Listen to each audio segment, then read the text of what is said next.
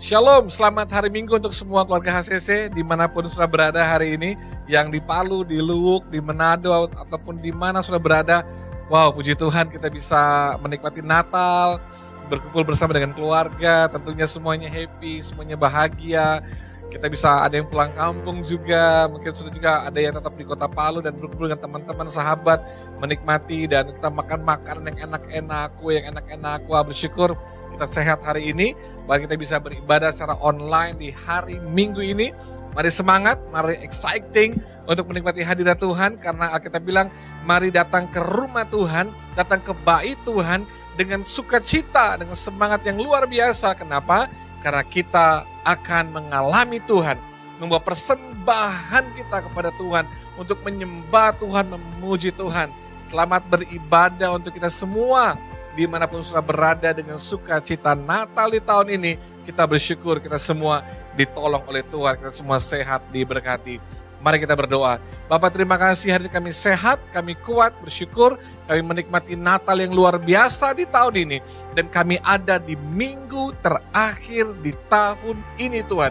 Sebab itu kami akan bersemangat datang ke rumah Tuhan untuk menyembah, memuji Tuhan, untuk membawa hidup kami dan mengalami firman yang mengubahkan kami semua. Kami siap beribadah, kami siap menyembah dan mengalami hadirat Tuhan di dalam nama Yesus. Haleluya. Mari sama-sama katakan amin. Selamat beribadah. Haleluya. Semuanya siap memuji menyembah Tuhan. Amin. Haleluya. Mari beri tepuk tangan bagi Tuhan kita. Haleluya. Sebab Dia Allah yang luar biasa. Yes. Haleluya. Mari bertepuk tangan bersama saudara.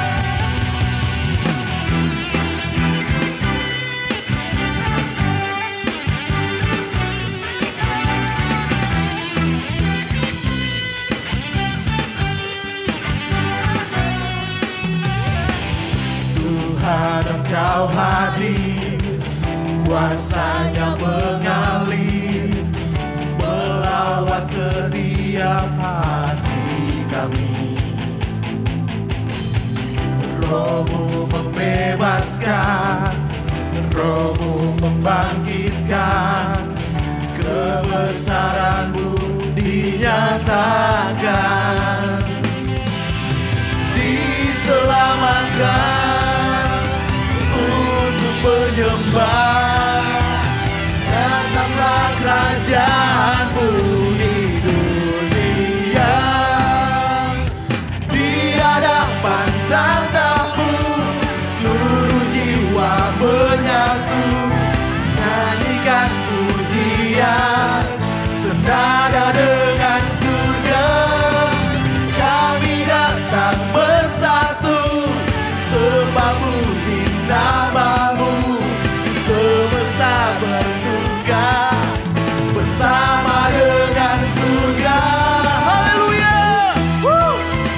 Biar segala yang bernafas memuji Tuhan. Yes. Haleluya.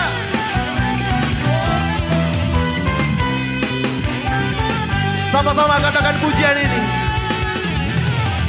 Tuhan, Engkau hadir, kuasa-Nya mengalir, melawat setiap hati kami.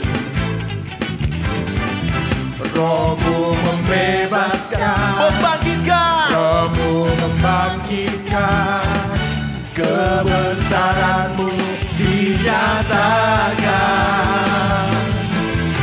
diselamatkan untuk menyembah. Datanglah kerajaan-Mu di dunia, semuanya di hadapan tahta-Mu seluruh jiwa menyatu, nyanyikan pujian senada dengan surga. Oh, kami datang bersatu, sembah puji nama-Mu, semesta bersuka bersama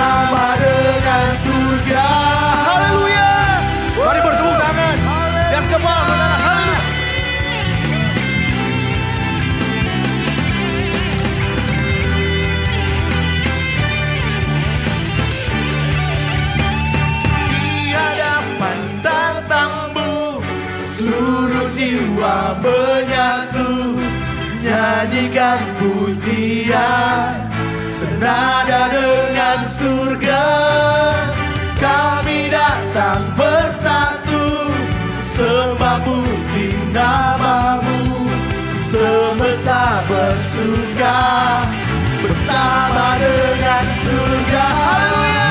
Di hadapan tahta-Mu seluruh jiwa menyatu, nyanyikan pujian senada dengan surga. Oh, kami datang bersatu, sembah puji namamu. Semesta bersuka bersama dengan surga.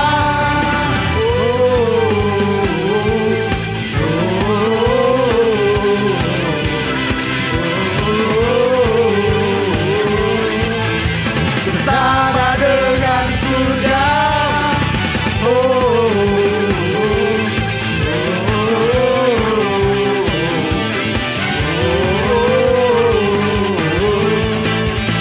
Setara dengan surga. Haleluya, beri sorak-sorak bagi Tuhan, lebih meriah lagi bagi Tuhan kita. Haleluya. Haleluya. Thanks Jesus. Kami akan menyembah, kami akan menghadap hadirat-Mu Tuhan. Kuatkan hati kami Tuhan, karena Engkau Bapa yang baik, Bapa yang setia, Bapa yang tak pernah meninggalkan kehidupan kami. Dan saat ini kami datang Tuhan, kami datang untuk menyembah Engkau Tuhan.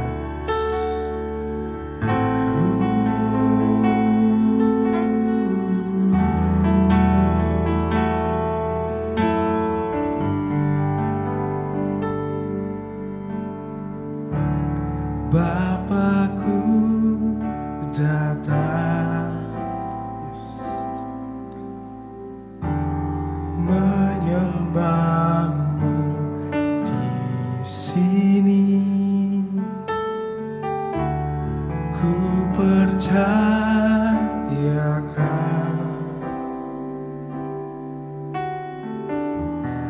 ada bagiku.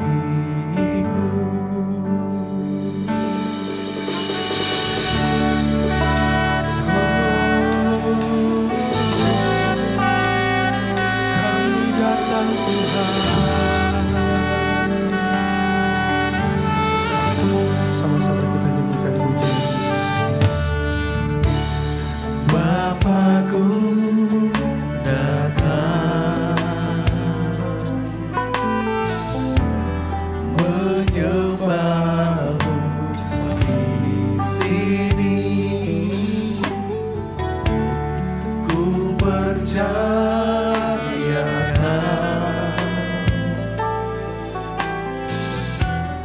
ada bagiku.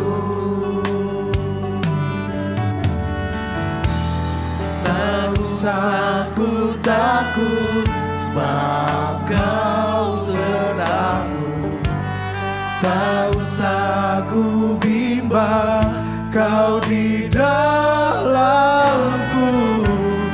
Tak usah ku cemas, Kau penghiburku. Saat ku lemah, Kau kuatku. Kita nyanyikan haleluya. Ku nyanyi haleluya.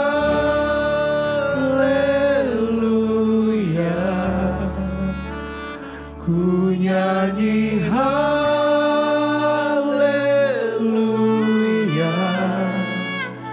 Sungguh Kau hebat, ajaib berkuasa perbuatan-Mu. Ku nyanyi haleluya. Ku nyanyi haleluya.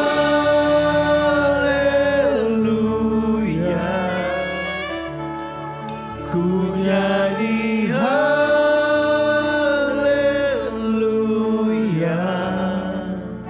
Sungguh Kau hebat, ajaib berkuasa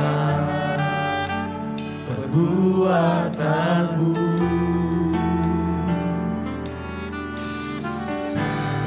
Di hidupku,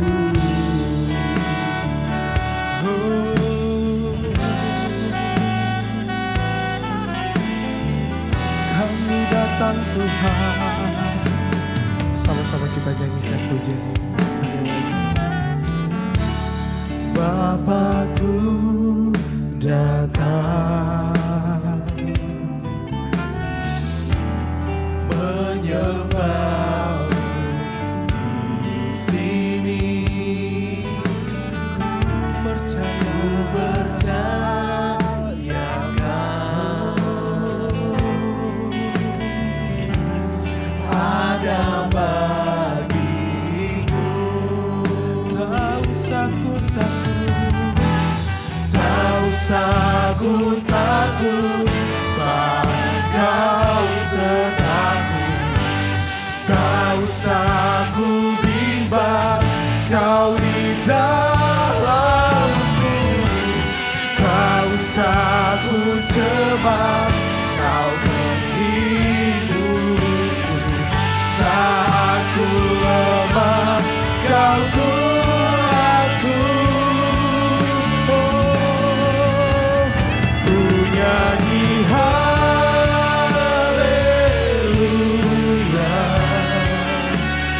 ku nyanyi haleluya.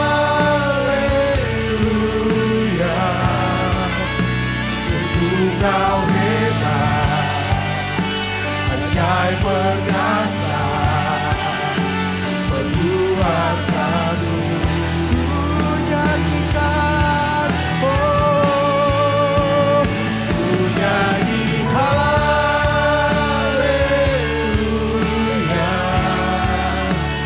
ku nyanyi haleluya.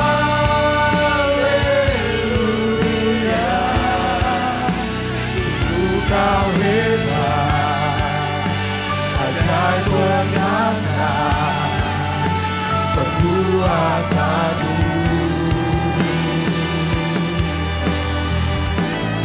Di hidupku,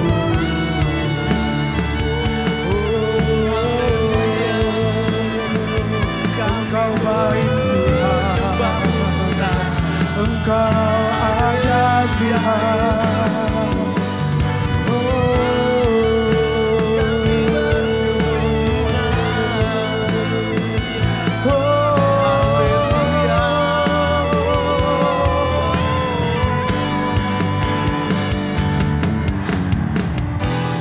Tak usah ku takut, sebab kau sertaku.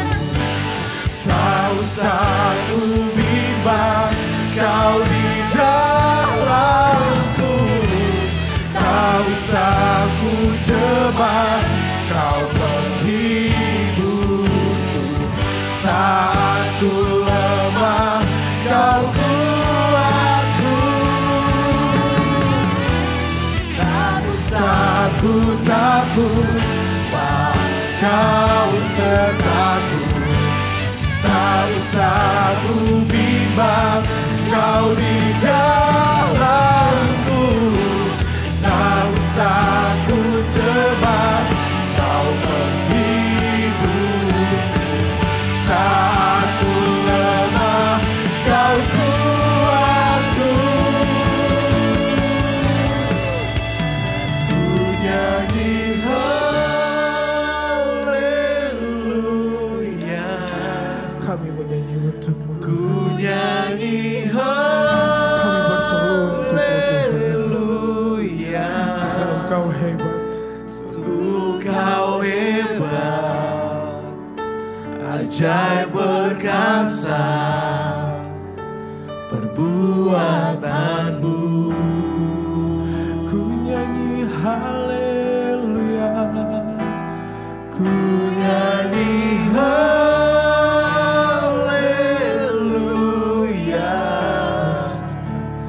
ku nyanyi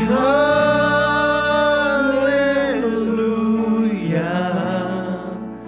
Sungguh kau hebat, ajaib perkasa, perbuatanmu.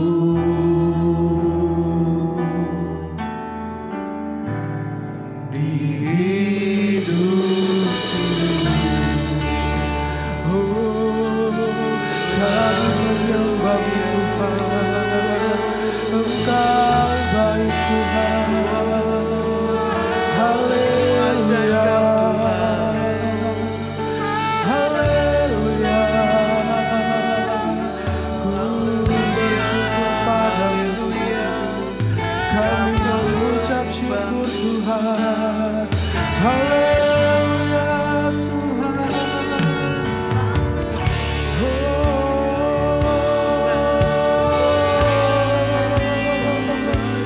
Sebab Engkau baik Tuhan, kami memuji Engkau Tuhan.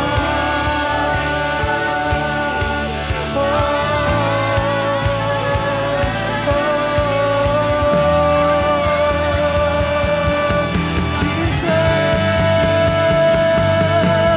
haleluya Tuhan, haleluya Tuhan.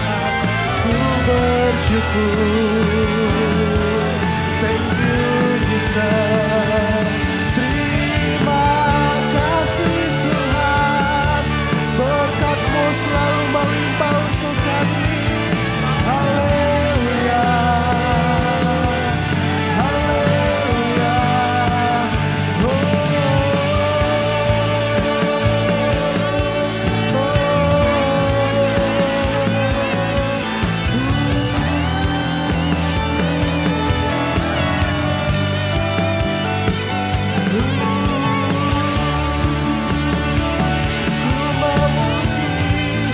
Kami bersyukur, kami panjatkan pujian kami. Thank you, Jesus.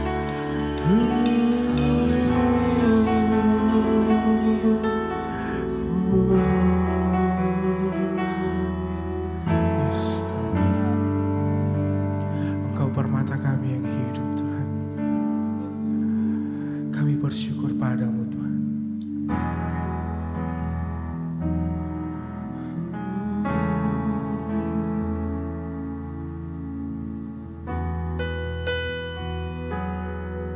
Terima kasih Tuhan. Yesus, Engkaulah permata hatiku. Dunia tak dapat menggantikanmu. Kemuliaan-Mu tercurah bagiku, menjadikanku indah dan semakin indah. Yesus, Engkaulah permata hatiku. Dunia tak dapat menggantikanmu. Kemuliaan-Mu tercurah bagiku, menjadikanku indah dan semakin indah bagiku.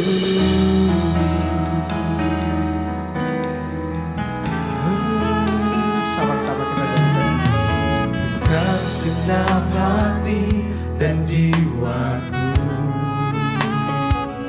ku datang padamu dalam kerinduan. Hati-Mu yang sanggup mengubahku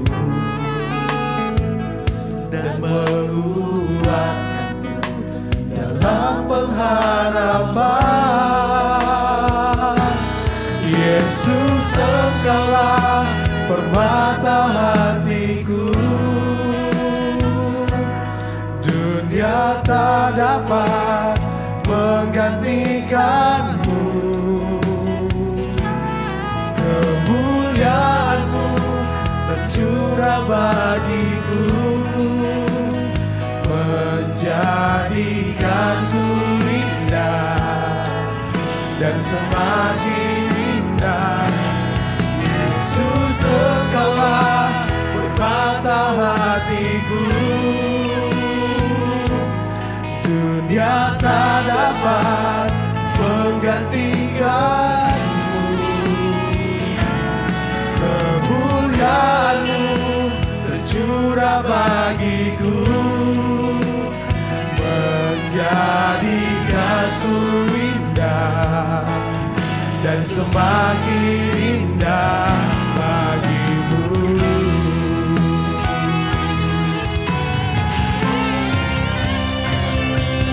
Yesus, Engkaulah permata hatiku, dunia tak dapat menggantikanmu. Kemuliaan-Mu tercurah bagiku, menjadikanku indah dan semakin indah bagimu. Menjadikanku indah dan semakin indah bagimu. Menjadikanku indah dan semakin indah bagimu.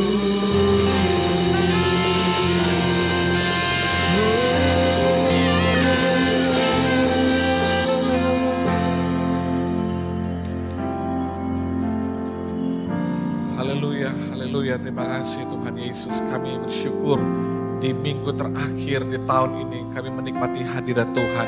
Kami mengalami lawatan Tuhan. Aku percaya setiap kami dimanapun kami berada, kami sedang dilawat Tuhan, sedang dijamah Tuhan, kami dikuatkan Tuhan.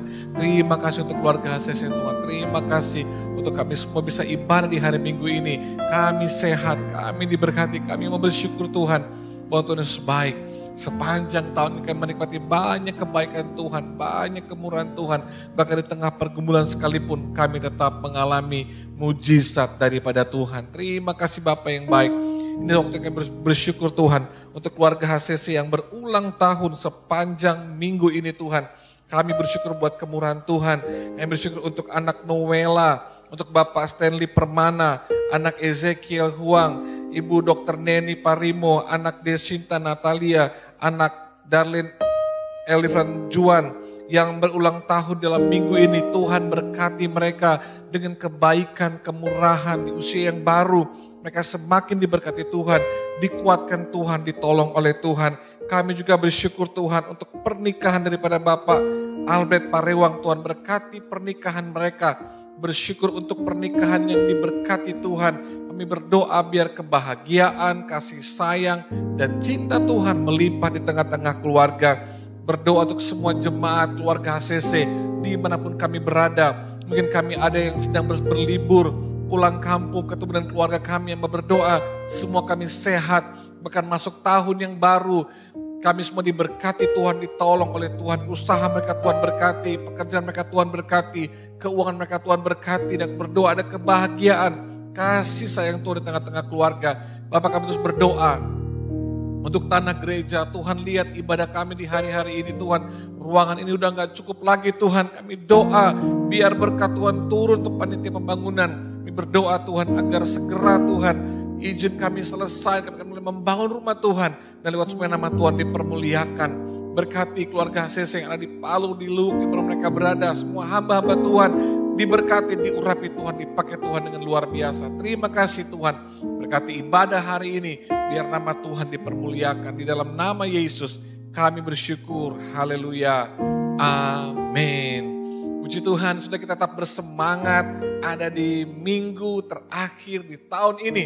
Luar biasa. Luar biasa, kita bersyukur kalau karena kebaikan Tuhan kita bisa ada sampai hari ini. Saudaraku, kita gak bisa balas semua kasih sayang Tuhan dan cinta Tuhan di hidup kita. Karena tidak terukur betapa sayangnya Tuhan, betapa cintanya Tuhan buat hidup kita. Saudaraku, istri saya dia tidak minta gitu ya, untuk saya belikan dia sesuatu, untuk saya menghadiahkan dia sesuatu.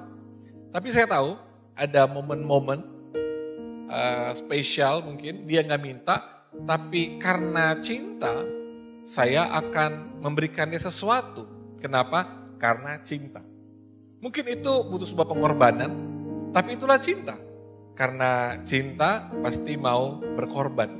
Cinta pasti mau berikan yang terbaik. Dan waktu saya memberikan sesuatu yang spesial untuk istri saya, di momen spesial dia mungkin, atau kadang-kadang di hal biasa, saya berikan sesuatu kepada dia, mungkin harganya nggak terlalu mahal, tapi buat dia itu bernilai. Dan waktu saya memberikan sesuatu kepada dia, yang berbahagia justru bukan dia. Bagi saya, yang lebih berbahagia adalah saya. Karena waktu saya bisa memberi sesuatu kepada dia, itulah kebahagiaan buat saya. Karena saya memberikan sesuatu yang membuat dia bahagia. Dan siapa yang lebih bahagia? Itu adalah saya. Tahu saudara? Karena cinta.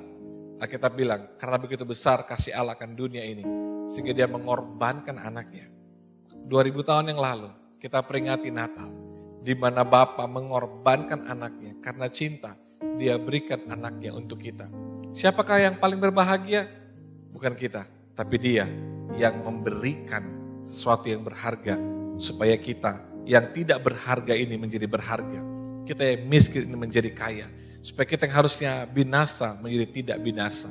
Dia menggantikan hidup kita. Kenapa dia mau berikan yang terbaik buat kita?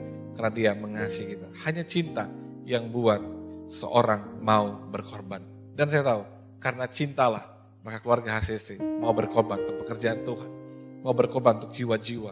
Terima kasih bagi saudara yang dengan setia, dengan sungguh-sungguh hati, di sepanjang tahun ini, di setiap hari Minggu, selama tahun ini, memberikan persembahan, menabur benih persembahan, mengembalikan milik kepunyaan Tuhan, membantu diakonia, pelayanan misi, atau apapun, pembangunan gereja.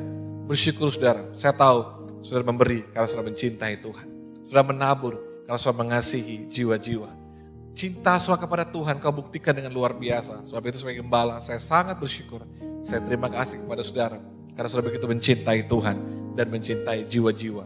Terlihat bagaimana saudara memberikan selalu yang terbaik untuk Tuhan. Dari hati yang mengasihi Tuhan.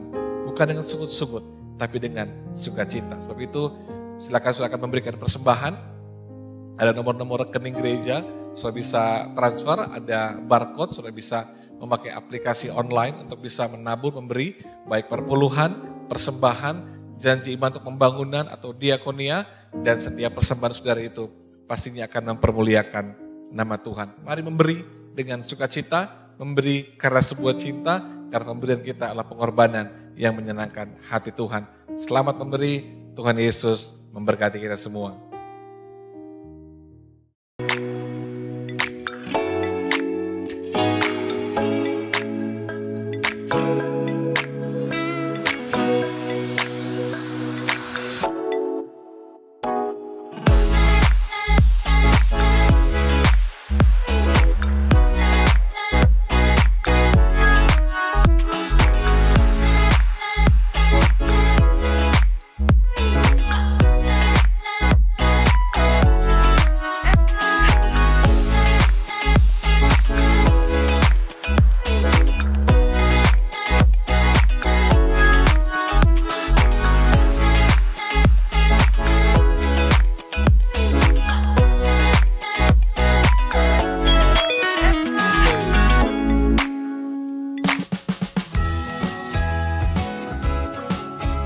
Shalom HCC Family, sangat senang saudara dapat berkumpul beribadah bersama kami di rumah ini. Bersama saya Valen yang akan membawakan beberapa informasi penting mengenai kegiatan di gereja kita.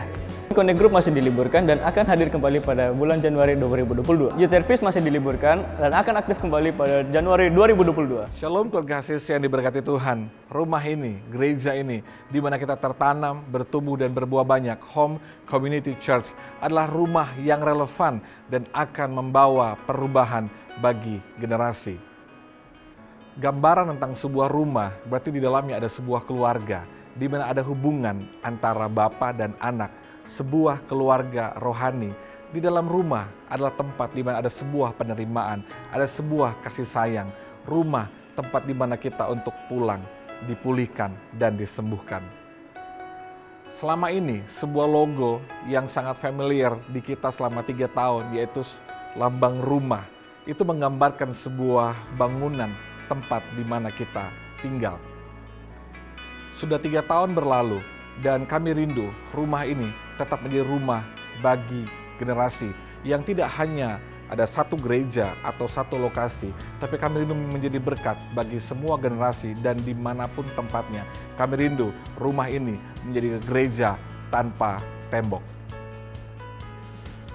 Dan sebuah rumah benar-benar dirasakan sebagai sebuah rumah, bukan karena bangunannya, bukan karena hanya indah bentuk bangunannya, tapi karena ada orang-orang di dalamnya yang mau berkorban, yang mau melayani, yang memberikan hidupnya untuk diubahkan, disembuhkan, dipulihkan, yang dimana ada orang-orang yang memberi hatinya untuk peduli kepada kehidupan orang lain. Itulah rumah yang sebenarnya.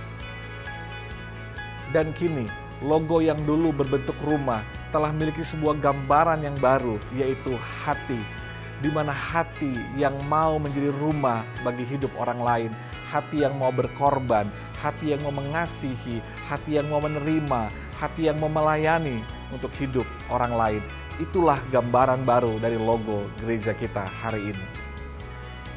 Hati yang seperti Kristus, hati yang mengasihi jiwa-jiwa, hati yang melihat betapa jiwa-jiwa adalah tuaian yang harus kita jangkau, tuaian yang harus kita kasihi, di mana hati mau berkorban untuk mereka, menjangkau mereka, melayani mereka. Itulah hati yang seperti Kristus, tidak hanya mengasihi sesama kita, tapi terlebih lagi kita mengasihi Tuhan, bahkan gairah kita mengasihi Tuhan akan terlihat bagaimana kita mengasihi jiwa-jiwa. Love God, love people. Sebab itu kami rindu melalui logo yang baru ini, saudara, kita mengerti bahwa rumah bukan hanya berbicara mengenai sebuah gedung dan lokasi, tetapi hati yang mau mengasihi generasi ini, yang mau menjangkau generasi ini, yang mau menerima generasi ini, yang mau melayani generasi ini, dari anak-anak sampai orang dewasa. Kerinduan saya sebagai gembala, lewat logo yang baru ini, kita mau menjadi sebuah rumah yang benar-benar mengasihi generasi ini. Tuhan berkati kita semua. Untuk info lebih lanjut, saudara dapat mengikuti sosial media kami di Instagram, Facebook, dan YouTube agar tetap terhubung bersama kami. Demikian informasi yang dapat saya sampaikan. Happy Sunday, enjoy the service, and God bless you.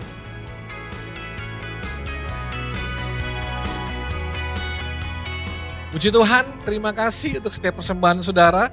Terima kasih untuk setiap hati yang mengasihi Tuhan. Untuk setiap pengorbanan saudara itu nggak pernah sia-sia. Kami gereja akan mengelolanya dengan baik, untuk bisa tetap menjalankan misi Tuhan, pekabaran Injil, agar semua pelayanan bisa berjalan dengan baik. Saya ingatkan setiap keluarga ACC dimanapun saudara berada.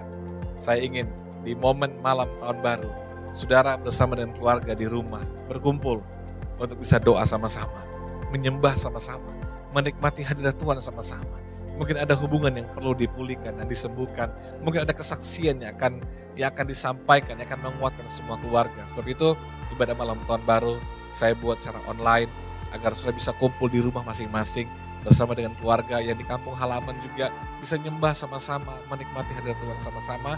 Kita akan ibadah online jam 10 malam tanggal 31 Desember. Dan tanggal 1 saya akan menyampaikan visi Tuhan untuk tahun 2022, dan kita akan ibadah juga secara online bersama dengan keluarga di rumah. Akan ada visi Tuhan, apa yang Tuhan mau kita lakukan, kita alami di tahun 2022. Jadi pastikan sudah bisa hadir bersama-sama secara online, dan tanggal 2 Desember kita ibadah onsite di gedung gereja ini, saudara, di minggu pertama tahun 2022. Mari semangat, karena akan dikuatkan oleh firman Tuhan yang luar biasa. Ada perjamuan kudus, ada pembagian ayat mas untuk semua jemaat dan keluarga HCC dimanapun saudara berada. Puji Tuhan, hari ini coba tanya, wah kenapa ya kita online minggu ini? Karena ada penyampaian khusus, firman khusus dari Bapak Rohani kita, dari Pastor Nala, Ketua Sinode kita. Dan saya berdoa agar firman ini menguatkan kita, mengencourage kita untuk mengakhiri tahun ini dan masuk tahun yang baru dengan kekuatan daripada Tuhan. Sebab itu, pada semua semangat, semua exciting, memberikan yang terbaik untuk Tuhan. Dengan firman Tuhan, catat firman-Nya, dan saya berdoa firman ini mengubah hidup saudara. Mari kita sambut bersama Pastor Nala Widya.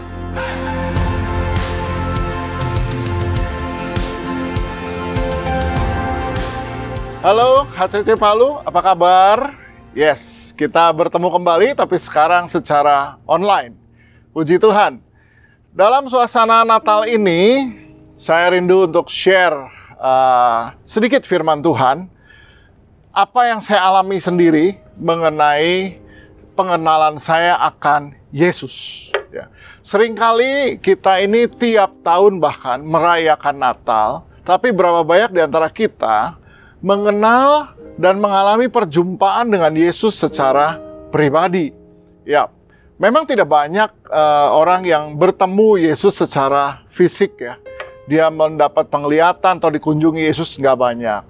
Tapi kita bisa punya pengalaman pribadi bersama dengan Tuhan Yesus. Dan itu akan membuat kita semakin hari semakin mengenal siapa Yesus yang Tuhan yang kita sembah dan kita layani ini. Ya. Hari ini saya akan share dengan satu judul The Jesus I Know ya, atau Tuhan Yesus yang saya kenal. Saudara, paling tidak ada dua hal yang kita bisa kenali dari Tuhan Yesus. Tuhan yang seperti apa Dia yang mau lahir ke dunia ini dan kemudian menjadi dewasa sebagai manusia biasa, melayani, mati di kayu salib, dikuburkan dan bangkit pada hari yang ketiga. Naik ke sorga dan kemudian Roh Kudus dicurahkan untuk kita. Seperti apa Yesus yang kita kenal ini? Yang lebih daripada cerita yang kita tahu tadi tahun demi tahun. Oke. Hal yang pertama, the Jesus I know adalah yang pertama, Dia Tuhan yang senang menjawab kita. Saudara, tahukah engkau bahwa Tuhan Yesus sendiri yang berkata, mintalah, carilah, dan ketoklah. Nah, ini ada di ayat di Matius pasal yang ke-7, ayat 7 dan 8. Ayatnya berkata begini, mintalah maka akan diberikan kepadamu, carilah maka kamu akan mendapat, ketoklah maka pintu akan dibukakan bagimu. Karena setiap orang yang meminta, menerima, dan setiap orang yang mencari, mendapat, dan setiap orang yang mengetok, baginya pintu dibukakan. Firman Tuhan berkata, ini kata-kata Tuhan Yesus sendiri, minta. Kalau kamu minta, kamu akan dapat. Cari, kamu akan temukan. Ketok, kamu akan dibukakan. Dengan kata lain, Tuhan sedang berkata, nggak usah ragu. Jangan ragu-ragu untuk meminta pada saya. Jangan ragu untuk bertanya kepada saya. Jangan ragu-ragu untuk mengetuk. Ya, mengetuk itu betul-betul seperti memohon. Ya, meminta pertolongan ataupun meminta Tuhan buka hal-hal yang masih tertutup bagi kita. Saudara, saya punya pengalaman pribadi yang baru saja terjadi. Kemarin di bulan November ini, tanggal 25 November, ayah saya dipanggil pulang ke rumah Bapa di sorga. Ya, dan buat saya ini sebuah pengalaman yang luar biasa. Saya mengalami mendampingi ayah saya sejak dia masih mulai sakit, bahkan masuk rumah sakit, dan detik-detik terakhir beliau di rumah sakit dan sampai menghembuskan nafas terakhir saya ada di sebelah dia. Jadi ini pengalaman yang luar biasa buat saya di dalam hidup saya. Tanggal 25 November jam 6.40 ayah saya dipanggil pulang oleh Bapa di sorga. Nah, sebagai seorang hamba Tuhan yang sudah biasa melakukan dan memimpin ibadah penghiburan, ibadah penutupan peti, ibadah pemakaman. Tapi untuk ayah saya, tentu bukan saya sendiri yang akan memimpin ibadah. Ya, saya sebagai anak tertua yang harus menyiapkan segala sesuatunya. Jadi, pada tanggal 26 November, ketika ada ibadah penghiburan di rumah orang tua saya, tiba-tiba saya sebagai pendeta, selama ini saya nggak pernah berpikir begini. Tapi hari itu, sebelum ibadah, saya mulai merenung, saya tiba-tiba terdiam. Saya ingat ayah saya, karena dulu hubungan kami buruk. Ya, antara saya dan ayah saya itu dulu buruk. Saya anak yang pahit, saya anak yang berontak terhadap bapak saya. Sampai baru tahun 1997 saya meminta ampun pada dia. Jadi tahun 1997 saya membasuh kaki beliau. Saya minta ampun karena saya selama ini kepahitan, saya marah pada beliau. Dan ketika saya membasuh kakinya, bapak saya ini tentara, dia militer sejati. Jadi seumur hidup saya baru kali itu saya melihat dia menangis. Dia bilang, saya mengasihi kamu, saya sayang kamu, tapi saya tidak tahu bagaimana caranya. Jadi sejak hari itu saya tahu bahwa kalau kita bicara mengenai pembapaan, kita bicara mengenai anak-anak yang fatherless, sebetulnya yang korban itu bukan mereka, tapi ayah mereka yang menjadi korban dari generasi sebelumnya. Puji Tuhan. Nah, jadi waktu sesudah saya dan ayah saya hubungannya pulih, saya mulai bisa mengobrol dengan beliau atau menanyakan sesuatu pada beliau. Dan sebelumnya saya nggak bisa bicara sebagai anak dengan bapak. Nah, ini berpengaruh besar untuk pelayanan saya. Dan 26 November itu sebelum ibadah penghiburan, tiba-tiba saya ingin tahu, saya cuman berpikir, Tuhan, saya pengen tanya sama ayah saya, kayak apa ya di sana, di dunia sana? Seperti apa tempat sesudah kematian ini? Seperti apakah wajah Tuhan Yesus? Saya pengen tanya, Papa udah ketemu Tuhan Yesus belum? Kayak apa sih dia? Atau gimana situasi di sana? Ketemu nggak sama beberapa jemaat kita bahkan yang sudah pulang duluan? Saya kayaknya pengen tanya sama ayah saya. Tiba-tiba saya punya rasa ingin tahu yang cukup besar akan hal ini. Jadi saudara bisa bayangkan selama ini saya sebagai hamba Tuhan nggak pernah berpikir dunia sesudah kita mati itu seperti apa? Seperti apakah surga itu? Seperti apakah tempat di mana kita menantikan masa-masa penantian ini sampai Yesus datang kedua kali? Itu seperti apa sih? Saya cuma bayangkan, biasanya ayah saya kalau hal-hal yang sudah tertulis, dia cuma bilang, ya kan kamu bisa baca sendiri. Ya itu kan sudah tertulis. Lalu saya pikir, iya deh, nanti saya cari tahulah di Alkitab akan seperti apa bunyinya. Lalu terus berlangsung, tanggal 27 November, ayah saya dimakamkan dengan upacara militer di Taman Makam Pahlawan. Ya karena beliau adalah pemegang beberapa tanda jasa. So, saya bersyukur betapa banyaknya orang yang mengasihi dan menghormati dia sampai akhir hidupnya. Dan sesudah itu saya nggak pernah pikirkan lagi apa yang jadi pertanyaan saya mengenai dunia sesudah kita mati. Nah, tanggal 28 November ibadah raya di gereja dan saya ibadah seperti biasa. Nah, tanggal 30 November yaitu hari Selasa. Dan itu hari biasa saya goes. Saya selalu goes hari Selasa dan Jumat. Dan 30 November itu karena semua sudah selesai, jadi saya putuskan saya mau goes dengan komunitas yang saya bangun selama pandemi ini. Dan puji Tuhan, hari itu seperti biasa kalau saya mau goes, saya selalu persiapkan khotbah yang saya mau dengar. Karena biasa sambil saya goes itu saya dengar khotbah, karena itu adalah waktu me time-nya saya antara saya dan Tuhan. Jadi waktu saya siapin khotbah, saya cuma lihat khotbah terbaru dari Pastor Kong Hee dari City Harvest Church Singapura. Saya lihat ini tanggalnya 21 November, khotbah terbaru beliau. Jadi saya siapkan khotbah ini. Jadi waktu saya jalan, saya pasang khotbahnya, saya cukup kaget. Kenapa? Karena di awal khotbahnya Pastor Kong langsung bilang begini, berapa banyak di antara saudara yang pernah encounter dengan Tuhan? Dan dia bilang, nggak banyak yang pernah encounter dengan Tuhan, tapi ini ada cerita mengenai seorang pastor dari gereja terbesar di dunia, yaitu Yuido Full Gospel Church. Jadi ini adalah staf pastoral dari Pastor Yonggi Cho. Apa yang terjadi dengan pastor ini? Suatu hari pastor ini, istrinya meninggal dunia. Dan istrinya ini meninggalkan anak yang masih kecil-kecil dan dia meninggal sehingga suami dan anak-anaknya sangat sedih. Dan ketika istrinya sudah selesai dikuburkan, maka gereja terus berusaha menghibur pastor ini dan keluarganya. So, apa yang terjadi berikutnya adalah 5 hari kemudian, justru pastor ini meninggal dunia. Sekarang pastor ini meninggal dunia. Jadi, Pastor Yonggi Cho memimpin upacara penghiburan. Dan ketika ibadah penghiburan sedang langsungkan, tiba-tiba ini pastor ini yang meninggal di dalam peti matinya, tiba-tiba dia duduk dan hidup kembali. Jadi semua orang yang ada di ruangan terkejut luar biasa dan ketakutan.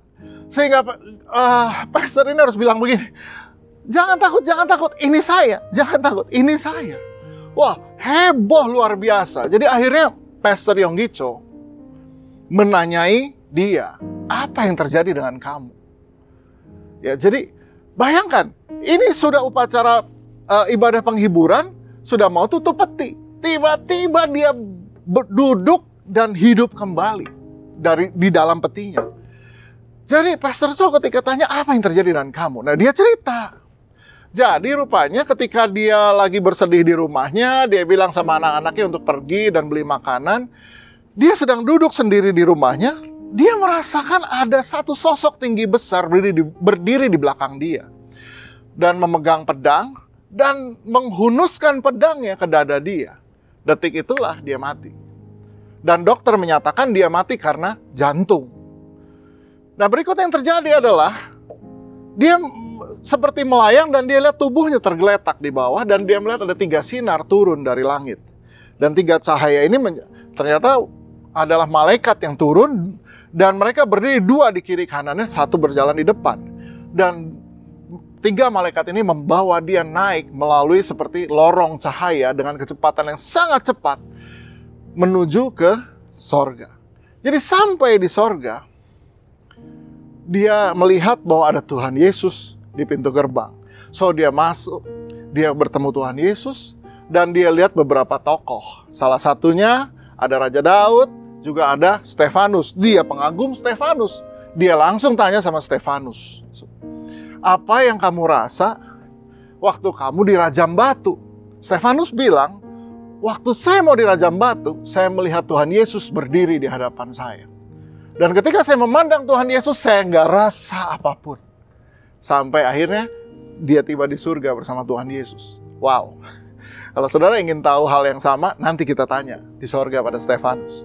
Nah, lalu Tuhan Yesus bawa dia masuk ke dalam sorga dan dia melihat jalan, dia melihat sungai, dia melihat banyak orang duduk di tepi sungai, ada pohon buah-buahan, orang bisa makan buah-buah dari pohon ini. Dan kemudian dia juga melihat tahta Tuhan, seperti gunung yang bercahaya, bersinar, sangat terang, dan ribuan orang itu memuji menyembah Tuhan di sana. Dan kemudian dia berkata begini sama Tuhan Yesus, boleh nggak saya ketemu dengan istri saya? Dia baru 5 hari yang lalu meninggal juga. Dan Tuhan Yesus bilang sambil tersenyum, justru istrimu yang meminta kamu dibawa ke sini. Jadi akhirnya dia dibawa ke satu rumah yang indah luar biasa. Dan ketika pintu rumah itu terbuka, istrinya keluar dan dia melihat seorang wanita yang sangat cantik. Cantik karena ibu gembala ini rupanya waktu di bumi nggak pernah berdandan. Ya, jadi sangat biasa penampilan. Tapi di sorga dia menjadi wanita yang sangat cantik karena kecantikan batiniah yang keluar. Sampai Pastor Yonggi tanya lagi sama dia, kamu betul nggak salah orang? Itu betul istrimu. Nah, lalu istrinya bilang begini, dia mau peluk istrinya tapi istrinya bilang, jangan, belum bisa. Karena tubuhmu masih milik tubuh dunianya. Nah, jadi belum bisa, tubuh kita berbeda. Dan istrinya cuma bilang, sampaikan sama anak-anak, jangan sedih. Mama senang di sini, mama bahagia di sini. So, jadi itu dia lihat istrinya dan kemudian Tuhan Yesus bilang, ayo saya mau kasih lihat kamu hal yang kamu harus lihat. Jadi dia dikasih lihat rumah-rumah yang dibangun untuk orang-orang percaya. Dia bertemu dengan seorang wanita yang dulu wanita tua, tapi di surga rupanya kita kembali menjadi tubuh kita pada waktu umur 30 kira-kira, usia premiumnya kita, ya. Nah, wanita ini dia kenali sebagai wanita tua yang biasa bantu dia bersih-bersih gereja. Rumahnya besar luar biasa. Dan dia jadi lihat, oh, pembersih gereja ini ternyata rumahnya luar biasa, besar sekali di surga. Berikutnya dia ketemu dengan majelis gereja dia. Majelis gereja yang waktu hidup majelis ini memang orangnya kasar, mulutnya tajam, sering menyakiti hati orang. Dan dia lihat rumahnya jauh lebih kecil daripada wanita yang bersih-bersih gereja. Kesimpulannya, jabatan pelayanan kita tidak menentukan upah kita di sorga. Tapi bagaimana kita hidup, itulah yang menentukannya. Dan jadi dia lihat terus, lalu Tuhan Yesus bawa dia ke satu rumah dan Tuhan Yesus bilang, ini rumah kamu. Begitu dia lihat rumahnya, pendeta ini lihat rumahnya, dia kaget. Kenapa? Karena rumahnya belum ada atapnya. Lalu dia bilang dengan sedih, dia tanya sama Tuhan Yesus, Tuhan, kenapa rumah saya nggak ada atapnya? Dan Tuhan Yesus bilang, rumahmu belum selesai. Kamu harus pulang, dan kalau kamu pulang, hiduplah tetap dalam ketaatan dan buatlah yang baik. Itu akan menjadi bahan bangunan yang akan membangun rumah kamu di sini. Nanti kalau rumah kamu sudah selesai, kamu akan dipanggil pulang. Jadi Tuhan Yesus bilang sama dia, oke, sekarang kamu udah lihat semua, sekarang kamu cepat pulang. Cepat pulang karena mereka sudah mau tutup peti kamu. Jadi dia dibawa lagi oleh 3 malaikat ini, turun lagi lewat lorong bercahaya itu, dan dia melihat ada tubuhnya dalam peti mati, dan dia cepat masuk. Zep, dia masuk, dan dia langsung duduk. Itulah kejadiannya. Saudari sini, saya sambil naik sepeda, saya sambil denger ini. Jadi tiba-tiba air mata saya meleleh. Saya cuma pikir begini, yang pertama, bahwa Tuhan itu, saya baru tanya sama Tuhan, kayak apa suasana di sana. Saya bertanya tuh tanggal 26 November. Tanggal 30 November Tuhan jawab pertanyaan saya. Ini luar biasa. Dia Tuhan yang senang menjawab. Dia Tuhan yang membukakan apa yang kita tanya, apa yang kita cari, kita temukan. Itulah Yesus Tuhan. Wow. Hal yang kedua saya jadi tahu, oh berarti kenapa ayah saya dipanggil pulang? Rumahnya sudah selesai. Jadi saya bisa bilang sama mama saya, kadang-kadang mama saya masih suka sedih. Aduh, kenapa dia pulang duluan? Aduh, kenapa papa? Aduh, coba ya waktu itu dia ini aja. Karena ayah saya memang 3 tahun terakhir paru-parunya sudah tinggal 30% fungsinya. Aduh, harusnya dia makan obat ini, harusnya. Enggak. Sebetulnya karena dia pulang karena rumahnya sudah selesai. Jadi saya bilang sama mama saya, Mam, sudah, rumahnya papa sudah selesai di surga. Makanya dia pulang. So, itu hal kedua yang saya dapatkan dari sini. Hal ketiga yang luar biasa adalah begini. Pastor Konghi khotbah tanggal 21. Tuhan tahu tanggal 26 saya akan bertanya mengenai seperti apa hidup sesudah kematian ini. Jadi Tuhan seperti sudah tahu, nanti Nala akan tanya tanggal 26. Jadi tanggal 21, Tuhan yang beri inspirasi pada Pastor Konghi untuk ceritakan ini. Tuhan juga tahu bahwa kalau Pastor Konghi yang cerita, saya pasti ya dan amin juga. Karena dia Bapak rohani saya. Jadi Tuhan tahu, lewat Bapak rohani saya, Tuhan jawab cerita ini, pertanyaan saya, semua terjawab. Jadi Bapak Ibu Saudara, ini luar biasa Tuhan kita. Di situ saya betul-betul hari itu saya punya sukacita yang luar biasa. Kenapa? Tuhan, Kau luar biasa banget. Saya tanya tanggal 26, Tuhan jawab tanggal 30. Luar biasa. Dan jawaban itu sudah dipersiapkan bahkan seminggu sebelumnya. Come on. Inilah Tuhan Yesus yang saya kenal. Tuhan yang kalau diketuk dia akan buka. Tuhan yang kalau kita cari dia akan bawa kita menemukannya. Tuhan yang kalau kita minta dia akan berikan. Itulah Yesus yang saya kenal. Saudara, seperti apa Yesus yang kau kenal hari ini? Apakah kau pikir dia Yesus yang tidak mau memberi? Dia Yesus yang tidak suka mendengar kita? Dia Yesus yang tidak menjawab kita? Bukan. Dia Yesus yang senang menjawab kita. Mari saudara kita lihat.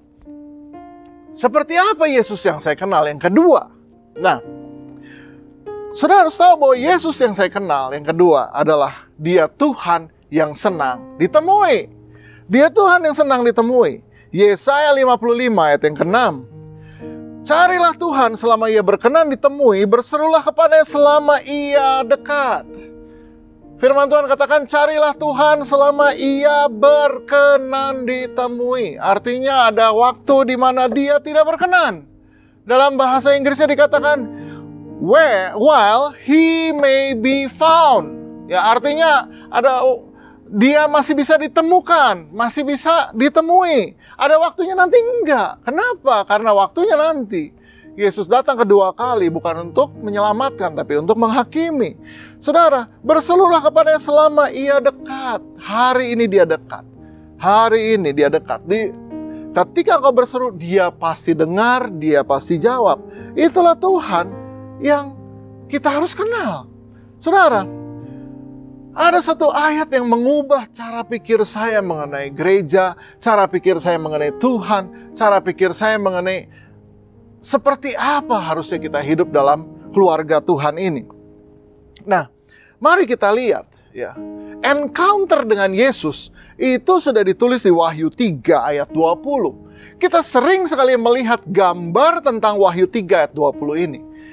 Yaitu gambar Tuhan Yesus berdiri di muka pintu. Nah, kalau saudara lihat, ayatnya berkata, lihat aku berdiri di muka pintu dan mengetok. Jika ada orang yang mendengar suaraku dan membukakan pintu, aku akan masuk mendapatkannya dan aku makan bersama-sama dengan dia dan ia bersama-sama dengan aku. Saudara sering lihat gambar ini, Yesus berdiri di muka pintu. Ada yang unik dengan gambar ini. Kalau saudara lihat di gambar ini, pintunya tidak ada handle-nya. Dengan kata lain, pintunya tidak bisa dibuka dari luar, tapi cuma bisa dari dalam. Jadi, kalau Tuhan Yesus mengetuk pintu hati kita, Dia nggak bisa buka, hanya kita yang bisa buka. Hanya kita yang bisa buka. Ini yang luar biasa. Pelukis gambar ini menggambar secara detail. Dan dia sudah sampaikan maknanya. Bahwa tidak ada handle pintu dari luar. Dengan kata lain, Tuhan Yesus tidak bisa buka. Tuhan tidak akan memaksa kita kalau kita tidak mau buka dari dalam. Ya, jadi, saudara, mari kita lihat. Ayatnya dalam bahasa Inggris dikatakan begini. Diterjemahkan versi NIV dikatakan, Here I am. Ya, I stand at the door and knock. If anyone hears my voice and open the door, I will come in and eat with that person, and they with me. So, dimulai dengan kata, here I am. Jadi kalau saudara mendengar ketukan, mendengar panggilan, mendengar ada dorongan kuat dalam diri saudara, itulah Yesus yang sedang bekerja detik ini, saat ini, dimanapun kau sedang berada. Here I am, Yesus katakan. Dan di sini dikatakan Yesus memanggil. Dia panggil, siapa mendengar dan membuka pintu, artinya siapa yang memberikan respons pada Yesus. Apa yang diperlukan untuk encounter dengan Yesus? Mendengar Dia dan meresponi Dia. Ada banyak orang mendengar tapi tidak memberikan respons. So, kalau kita membukakan pintu buat Dia, Yesus masuk, dan apa yang terjadi? Ini yang saya suka. Dia katakan begini, aku akan masuk mendapatkannya dan aku makan bersama-sama dengan dia. Dan dia bersama-sama dengan aku. Lihat saudara, dia masuk dan mendapatkan kita dan makan bersama kita. Ayatnya tidak berkata bahwa aku akan masuk dan aku akan berdoa bersama dia. Ayatnya nggak bilang bahwa aku akan masuk dan kita akan pemahaman Alkitab dengan Yesus.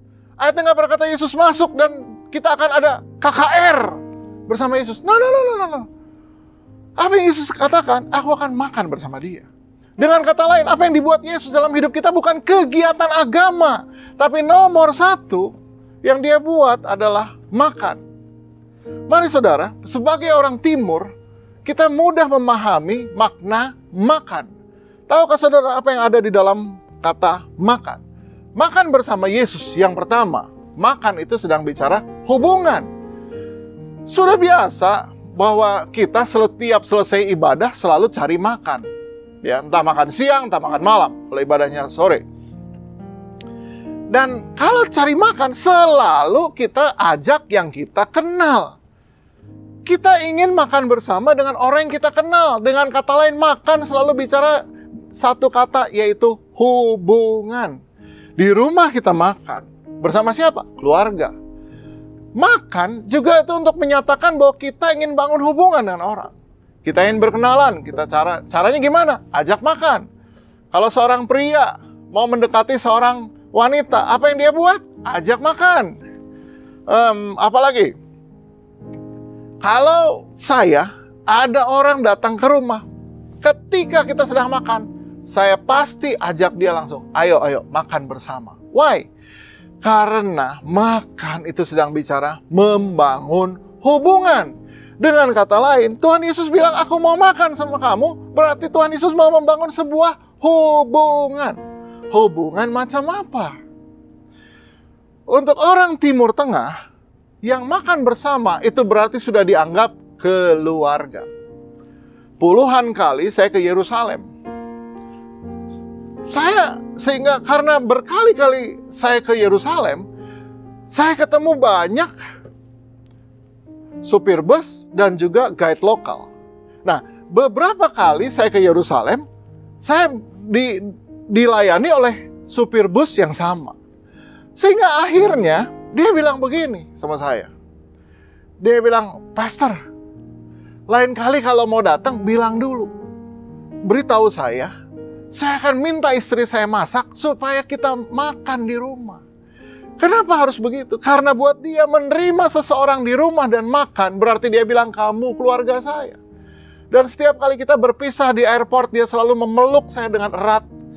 Sambil berlinang air mata, dia selalu bilang, see you next time, brother. See you next time. Dia nggak panggil saya pastor, tapi dia panggil saya brother. So, saudara bisa bayangkan. Begitu dekatnya hubungan kita karena selama 9 hari selalu bersama. Dan saya perlakukan dia bukan seperti supir. Saya perlakukan dia sebagai orang yang melayani saya. Jadi saya tahu persis bagaimana memperlakukan seseorang yang sedang melayani Tuhan. Dan saya selalu bilang begini sama dia, hey, kita keluarga. Jadi apapun, suatu hari saya pergi ke Yerusalem bawa anak saya yang paling kecil. Dia bilang sama saya, boleh nggak saya beliin anak kamu ice cream? Karena buat saya, he is my prince. Why? Karena itu sebuah hubungan dibangun bertahun-tahun. Saudara, ya, memberikan makanan, itu adalah gambaran hubungan. Jadi, kalau Yesus ketemu kita, apa yang dia mau bangun? Bukan kegiatan pelayanan, bukan kegiatan agama. Nomor 1 yang dia mau bangun adalah hubungan. Itulah yang dia inginkan dari kita. Nah, saudara harus tahu hubungan yang seperti apa. Oleh karena itu, hal yang kedua dari makan adalah ada atmosfer yang hangat. Ada atmosfer yang akrab, ada atmosfer yang dekat. Itulah makan. Kita selalu tertawa, kita selalu mengobrol, kita selalu punya waktu-waktu ceria ketika kita makan bersama. Sehingga tanpa sadar kita melewati bermenit-menit, berjam-jam di meja makan karena ada atmosfer yang hangat, yang welcome, yang dekat, yang gembira. Itulah makan. Saudara, dari sini saya mengerti gereja adalah keluarga. Itu hal yang pertama. Dan yang kedua, gereja harus gembira, gereja harus hangat, gereja harus ceria seperti kita makan bersama di meja makan. Ada hal yang lucu, kadang-kadang orang datang ke gereja semua berwajah murung, semua mengantuk, tapi begitu selesai gereja semua gembira dan makan bersama dengan gembira. Come on. Kenapa? Justru kita beribadah dengan murung, kita beribadah dengan susah, kita beribadah dengan muka malas, tapi begitu makan kita semua bersemangat. Makanya Yesus bilang, aku datang, aku masuk dan aku mau makan sama kamu. Itulah harusnya atmosfer gereja Tuhan. Itulah harusnya ada dalam gereja Tuhan, hubungan kita dengan Tuhan. Hubungan yang sangat akrab, hubungan yang sangat hangat, hubungan yang intim, itulah makan. Dan harusnya seperti itulah ibadah kita dengan Tuhan. Dan ini menjadi pedoman saya ketika saya membangun gereja. Gereja harus hangat, gereja harus akrab, gereja harus fun, menyenangkan, sama seperti kita makan. Saya jamin semua saudara di tempat ini senang makan bersama. Come on. Hal yang terakhir dari makan. Dalam makan seringkali kita mendengar prinsip ketika mulut terbuka, hati terbuka. Ya, memang. Dalam peristiwa makan ada yang namanya keterbukaan. Itulah yang Yesus mau dengan kita, adanya keterbukaan. Ketika saya bertanya pada Tuhan, seperti apa situasi di sana? Sedang apa papa saya sekarang di sana? Maka saya belajar terbuka sama Tuhan. Dan Tuhan bilang, kamu terbuka, saya jawab. Kamu ingin tahu, saya jawab. Jadi saudara lihat, Itulah situasi yang Tuhan inginkan. Ada sebuah hubungan yang akrab, hubungan yang penuh dengan keterbukaan dengan Tuhan. So, saudara, this is Jesus. I know. Yesus yang saya kenal nih kayak gini. Tuhan Yesus yang saya nggak perlu takut datang sama dia.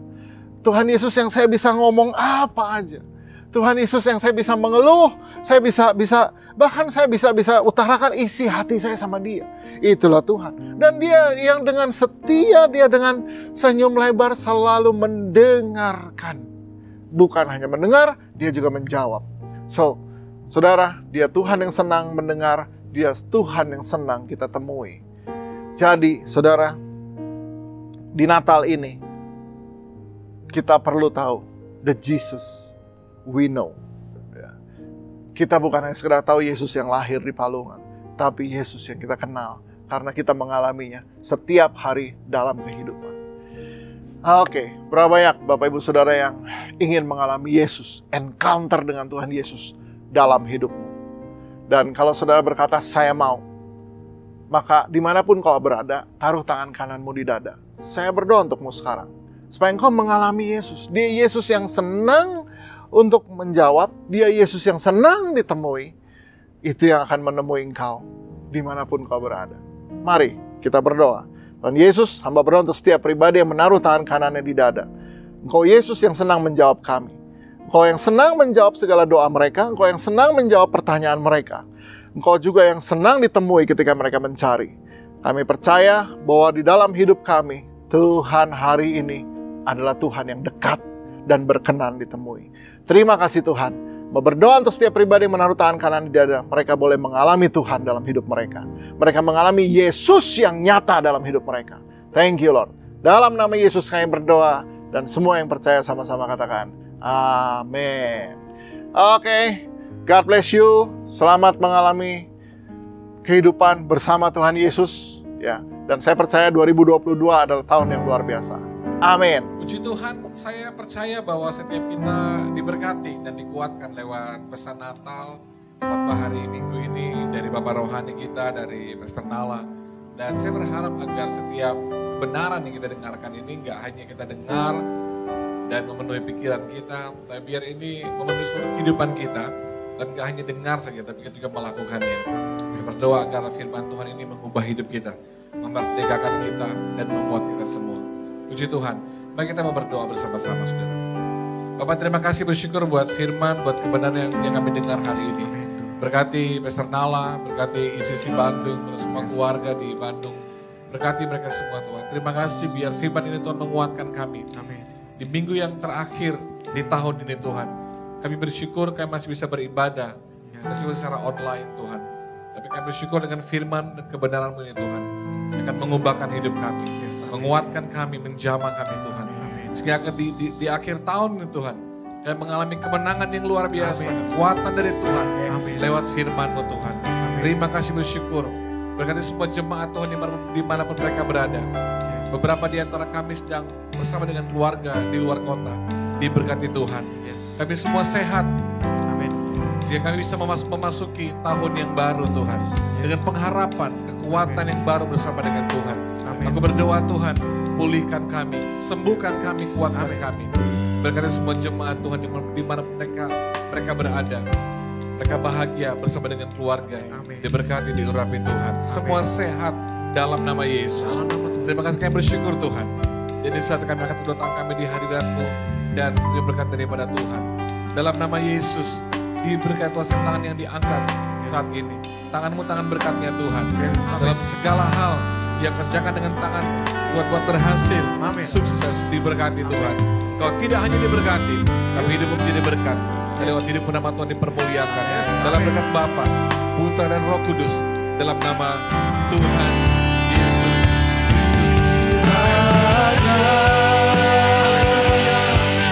Engkau memberkati aku berlimpah-limpah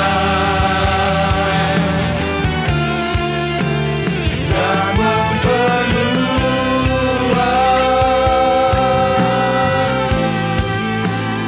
daerahmu.